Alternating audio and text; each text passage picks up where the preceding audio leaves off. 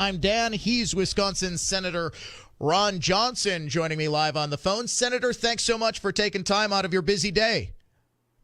Well, Dan, how you doing? I'm doing fantastic. I want to start with the president's announcement of a new trade deal with Mexico. In the Weekly Standard yesterday, you're quoted as saying, basically, not including Canada in this deal would be almost impossible, as it's been described to me. About all we can really do is fix NAFTA and keep it as a three-party agreement, which I think, first of all, we should want that. Can you explain that comment? Well, there is certainly within the conference a lot of discussion that a bilateral trade agreement would not qualify for trade promotion authority, which is the ability to the Senate to pass or ratify a trade agreement with just a majority vote.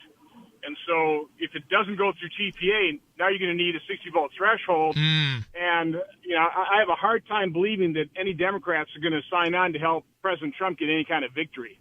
So I could be wrong on that, but, you know, I think most of us are really advising. First of all, I think it would be better to have the North American Free Trade Agreement fixed, repaired, whatever the administration wants to do with it, but have the entire North American market be part of that deal. But again, just from the practicality of being able to ratify it, I'd rather do it with just a majority vote than try and figure out how we get 9 or 10 Democrats to join us in that. So you think from a practical standpoint, not a policy standpoint, it's going to be able to be blocked by Senate Democrats. I think I saw Ben Cardin on CNN praising the deal. So you might get some Democrat votes. Joe Manchin in West Virginia, you know the list of vulnerable incumbent Democrats, but you just don't see 9 or 10 Democratic senators crossing the aisle to vote for this, even though you would think the policy specifics of this, minimum wage requirements on vehicle manufacturing, things like that, would be right up their alley. It's a possibility, but again, I take a look at Brett Kavanaugh, and I would go that he ought to be a unanimous, choice, and True. It's going to be hard to get to any Democrats other than the extremely vulnerable ones to vote for him as well. So, again, it's hard to predict the easier path, and I think again the better agreement would be a full agreement between the three nations that represent the North American market. I mean, I do believe that. I'm not opposed to what the administration has done, doing a deal with Mexico first. Hopefully that brings on Canada, but I think we'd be better off from a standpoint of a better agreement as well as ease of passage if we just had a revised NAFTA that could be ratified under Trade Promotion Authority. You have been very critical of the president's trade policy, particularly the imposition of tariffs. Will you concede that tough talk and tough action got Mexico to the table? And do you believe that Canada will be, in fact, open to renegotiating NAFTA as well?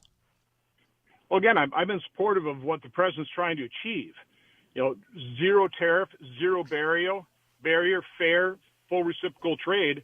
I've just been concerned about the damage being done with the tariff, particularly the steel and aluminum tariffs that have been driving up manufacturing costs. The retaliation that has been denying farmers markets, doing real damage. Some that may be permanent. So again, I agree with what the president's trying to achieve, and I think most people, quite honestly, do agree that we want fair and reciprocal trade treatment. I've just been concerned about the length of time it's taken, the damage it's been doing, and so I've just been fulfilling my responsibility, making sure the administration understands this is the harm that's being done, and if we don't get to these, if we don't conclude these trade deals as quickly as possible, there's going to be more damage done. It's going to be permanent. So again, I hope that my concerns are not realized, but I remain concerned. About a year ago, you introduced the SOFA Act to combat opioids in Wisconsin and across the country. You called it a growing epidemic. It absolutely is. And now all 50 attorneys general, including, you were joined in that effort by Congressman Jim Sensenbrenner, In a move led by Wisconsin's Attorney General Brad Schimel, I believe every single state attorney general has signed on to a letter urging swift passage of the SOFA Act. Where do we stand on that? And if you could give, just for our listeners, a little background on what this proposed law would do. Sure. Well, first of all, I got to give a shout out to Brad Schimel. I mean, it's extraordinary. I think this is the only the second time in history where you've had 50 states attorney general support a piece of federal legislation. Wow. And so my hat's off to Brad Schimel being a leader on that, and also Congressman Sensenbrenner for being the leader in the House on this thing. But it stands for Stopping Overdoses from Fentanyl Analogs, and we chose that acronym because it also stands for Saving Others for Archie. This is Lori Badura, lost her son Archie, and she's just been a rock, helping so many other families cope with similar types of tragedies. But what's at issue here is fentanyl. And fentanyl is unbelievably dangerous. About $800 of precursor chemicals produce about $800,000 of street value fentanyl. And this is produced in labs. It's synthetic. And so what happens in these Chinese labs is they'll take the fentanyl molecule and just modify it slightly. It is every bit as deadly, but it's not scheduled under our drug laws.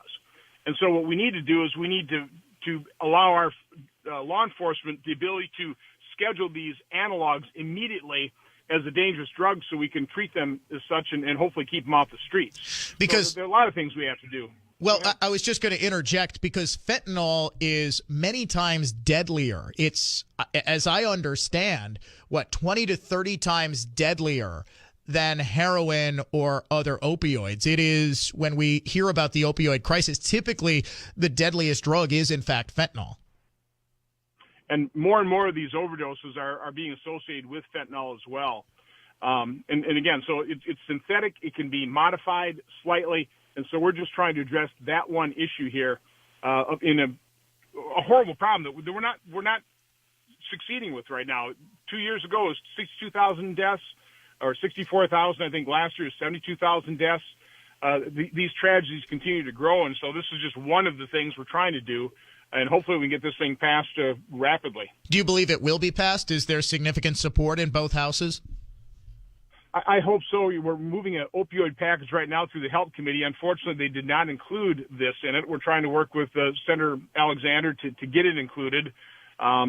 There are other similar types of pieces of legislation under other committees' jurisdiction. I mean, this is just kind of part of the problem you have in passing any piece of legislation. But, again, Brad's efforts, I think, will really help ease passage. And if we can't get it included in the opioid package that hopefully move in the next couple of weeks, maybe we can just bring it up by unanimous consent, pass it in the House, pass it in the Senate, and have it signed into law.